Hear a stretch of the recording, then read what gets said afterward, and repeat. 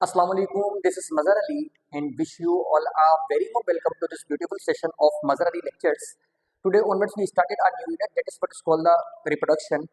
Recently we have completed a unit known as movement and support, in which we talk about so and so many things. We have discussed about movement, we have discussed about support, we have discussed about different kind of skeletal system. We elaborately talk about the skeletal system of human, in which we discuss about axial skeleton, appendicular skeleton, how the bone heal if once it will break. Then we discuss that what kind of function what kind of function provided by the muscles, different kind of muscles. And last time we have discussed some kind of joints and their disorders. Their lectures are uploaded, सो वो lecture आप जरूर देख सकते हैं। आज के lecture में हम स्टार्ट करने जा रहे हैं रिप्रोडक्शन। रिप्रोडक्शन समझेंगे, रिप्रोडक्शन की टाइप्स देखी जाएंगी आज के लेक्चर में। रिप्रोडक्शन का मतलब ये होता है कि एक ऐसा प्रोसेस, एक ऐसा अमल जिसमें कोई भी इंडिविजुअल अपने जैसे, अपने काइंड के लिविंग ऑर्गेनिज्म को फॉर्म करता है। एक ऐसा प्रोसेस जिसमें कोई इंडिविजुअल अपने जैसे दूसरे इंडिविजुअल्स बना रहा हो या ऑफस्प्रिंग बना रहा हो, इस प्रोसेस को रिप्रोडक्शन कहा जाता है। रिप्रोडक्शन का जो टर्म है वो दिया था रुडोल्फ विर्चू ने, रुडोल्फ विर्चू इन 1855। इनकी बड़ी कंट्रीब्यूशन रही है सेल थ्योरी को डेवलप करने में भी। इन्होंने टर्म दिया था that is ओमनीस cellula e सेलुला, ओमनीस cellula e सेलुला। ये टर्म इंपॉर्टेंट है, आपको याद रखना है। Omnis cellula e cellula which mean life begets life, यानी लाइफ से ही लाइफ की ओरिजिनेशन होती है। यहाँ से फिर प्रोसेस ऑफ रिप्रोडक्शन के बारे में कहानियां स्टार्ट हुई। तो जैसे मैंने आपको कहा, एक ऐसा प्रोसेस जिसमें कोई इंडिविजुअल अपने जैसे ही दूसरे लिविंग ऑर्गेनिज्म को बनाता है, इस प्रोसेस को रिप्रोडक्शन कहा जाता है। डन। अच्छा, एक बात आपको ये याद रखनी है कि रिप्रोडक्शन को परफॉर्म करने के लिए ये लाजमी नहीं होता कि ऑर्गेनिज्म अगर जिंदा रहना है तो वो रिप्रोडक्शन करे।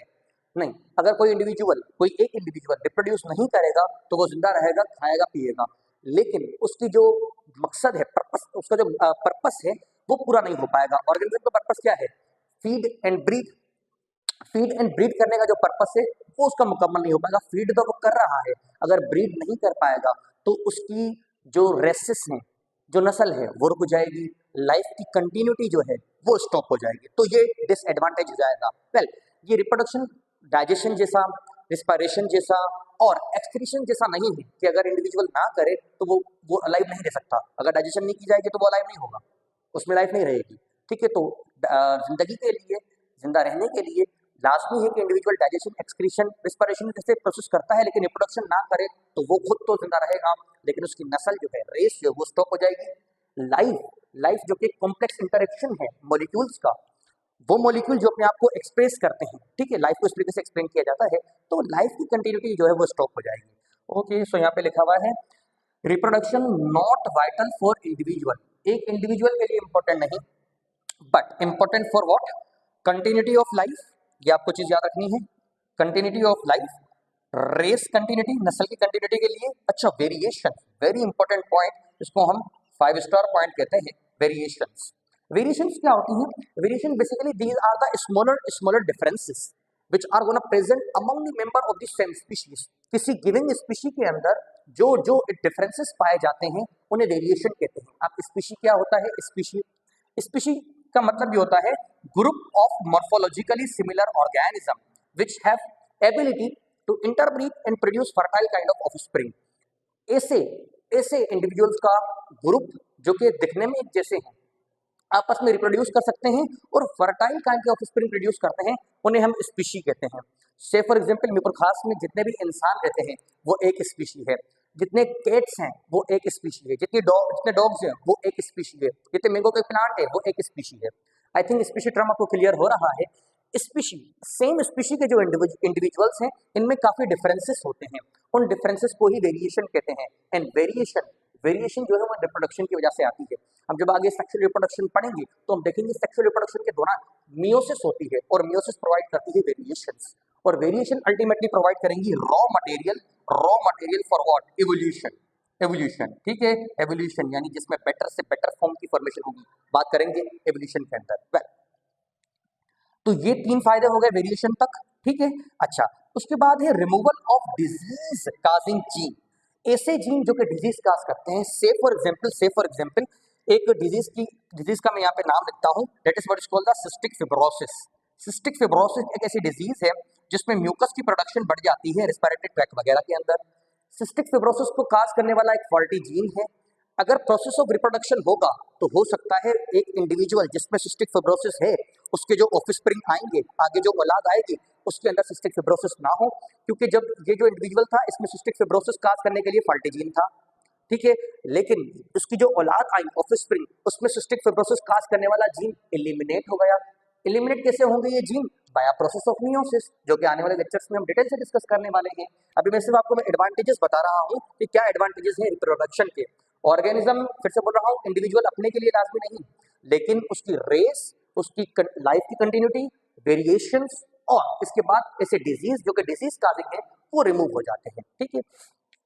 तो ये कुछ फायदे हैं। मैंने आपको जैसे बताया, the concept of reproduction was introduced by Rudolf Virchow in 1855.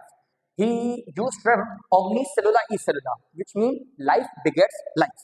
Then अब फटाफट इसकी टाइप्स देख लेते हैं। टाइप्स ऑफ रिप्रोडक्शन कौन कौन सी हैं?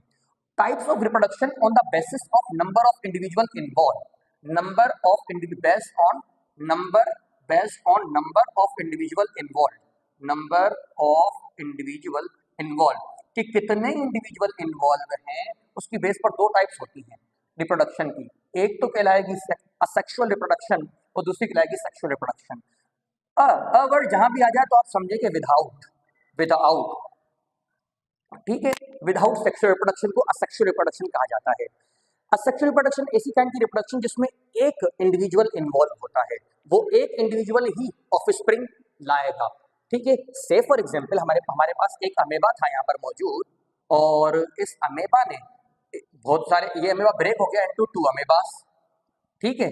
अब क्योंकि एक अमेबा ने 2 ऑफस्प्रिंग दे दिए ना, तो ये असेक्सुअल रिप्रोडक्शन कहलाएगी। So only one individual is required. Sexual reproduction में ऐसा नहीं होता। सेक्सुअल रिप्रोडक्शन में 2 इंडिविजुअल रिक्वायर्ड होते हैं, ठीक है।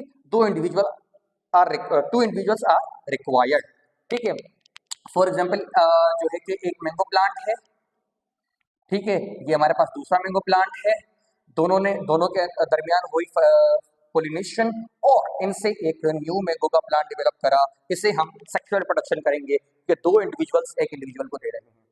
असेक्सुअल रिप्रोडक्शन के अपने फायदे हैं, सेक्सुअल रिप्रोडक्शन के अपने फायदे हैं, दोनों के अपने नुकसानात भी हैं।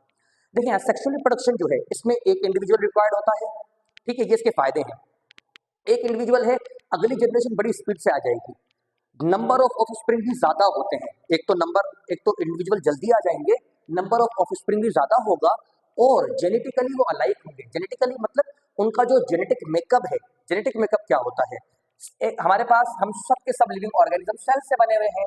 सेल के अंदर होता है न्यूक्लियस, और न्यूक्लियस के अंदर जो भी मटेरियल है that is what is called the genetic material. अब जेनेटिक मटेरियल ज्यादातर मेनली वर्ड यूज कर रहे हैं हम, मेनली ये डीएनए ही होता है जेनेटिक मटेरियल, लेकिन कुछ एक्सेप्शन हैं, जैसे कि वायरस वगैरह, उनमें आरएनए भी act as a genetic material. हम डीएनए को लेकर के चल रहे हैं। डीएनए जो है जेनेटिक मटेरियल है। असेक्सुअल रिप्रोडक्शन के वजह से जितने भी ऑफस्प्रिंग आएंगे उनमें जो जेनेटिक मटेरियल है, जो डीएनए है, वो सिमिलर होगा, कोई डिफरेंस नहीं है। एक तो नंबर ऑफ इंडिविजुअल स्पीड से आ गए, ज्यादा आ गए, जेनेटिकली यूनिफॉर्म है, सबके सब सेम है, ये इसके फायदे हैं। लेकिन इसके नुकसान जो है ना, इसमें कोई काइंड की वेरिएशन नहीं होती। कोई काइंड की वेरिएशन का मतलब, अगर सिस्टिक फिब्रोसिस वाला इंडिविजुअल है ना, तो उनसे जितने भी इंडिविजुअल आएंगे उनमें कोई चेंजिंग नहीं होगी, उनमें ये डिजीज सिस्टिक फिब्रोसिस मौजूद होगी, ठीक है। तो वेरिएशन नहीं है, अगर वेरिएशन नहीं है तो इवोल्यूशन नहीं है, अगर एवोल्यूशन नहीं है तो उसका कोई मकसद भी नहीं है। आ रही है बात समझ में? तो ये इसका एक डिसएडवांटेज है। फायदा ये कि rapid process, number of individual ज्यादा, कम टाइम में हो जाती है, जेनेटिकली आइडेंटिकल होते हैं, एनर्जी का खर्चा भी नहीं होता, लेकिन वेरिएशन नहीं है, ये इसका एक डिसएडवांटेज है। अब हम मूव करते हैं सेक्सुअल रिप्रोडक्शन में। देखिए सेक्सुअल रिप्रोडक्शन जो है, इसके पहले नुकसानात देखते हैं। सेक्सुअल रिप्रोडक्शन को करना मुश्किल है। एक पहली बात तो ये स्लो प्रोसेस है। इसके बाद एक इंडिविजुअल को अपना मेटिंग पार्टनर ढूंढना पड़ता है, एनर्जी जाया होती है उसके अंदर, ठीक है। और जो मेटिंग पार्टनर ढूंढा है बाय फॉल्ट, अगर उसके अंदर कोई डिजीज काजिंग जीन मौजूद है तो वो अगली जनरेशन में चला जाएगा, ठीक है। तो एनर्जी का खर्चा भी ज्यादा, स्लो भी हो रहा है, और उसके बाद बहुत ज्यादा एनर्जी भी यूज हो जाती है। अगर ह्यूमंस की बात करें तो 9th मंथ की प्रेगनेंसी के अंदर बहुत ज्यादा एनर्जी लॉस होती है, बहुत ज्यादा टाइम पीरियड लगता है, कॉम्प्लिकेशंस आती हैं। तो इसमें कॉम्प्लिकेशन है, स्लो है, एनर्जी का खर्चा ज्यादा है। लेकिन इसका जो एक एडवांटेज है ना, वो ये कि जेनेटिकली आई मीन वेरिएशंस जो है इसमें इन्हें हम देखने के लिए मिलती हैं, वेरिएशंस। और वेरिएशन किसके लिए? रॉ मटेरियल प्रोवाइड करेंगी एवोल्यूशन के लिए। तो ऑर्गेनिज्म का मतलब ही ये है कि अच्छी से अच्छी फॉर्म बनना, वो वेरिएशन ये प्रोवाइड कर रहा होगा सेक्सुअल रिप्रोडक्शन। ठीक है, एक बार रिकैप लेते हैं। तो आज के लेक्चर में हमने देखा कि रिप्रोडक्शन एक ऐसा प्रोसेस जिससे कोई भी लिविंग ऑर्गेनिज्म अपने जैसे दूसरे लिविंग ऑर्गेनिज्म बना रहा होता है। रिप्रोडक्शन वाला जो टर्म है ये दिया था रिडोल्फ विल्चू ने in the form of omnis cellula e cellula. Reproduction की दो टाइप्स होती हैं, असेक्सुअल, सेक्सुअल।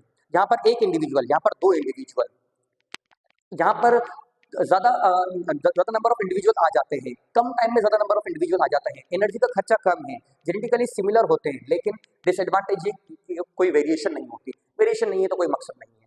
यहाँ पर दो इंडिविजुअल, स्लो प्रोसेस, एनर्जी का खर्चा, कॉम्प्लिकेशंस, बट फायदा ये कि वेरिएशन होती है। दैट्स व्हाई नेचर ने जो है वो सेक्सुअल रिप्रोडक्शन को ही परमिट किया कि वो आगे कंटिन्यू हो, और असेक्सुअल की इतनी अहमियत नहीं है जो अब हायर एनिमल्स में हम देखने वाले हैं जरूर। ठीक है, तो आज के लिए हमारे पास इतना ही था। अब आपसे मुलाकात होगी नेक्स्ट लेक्चर में। टिल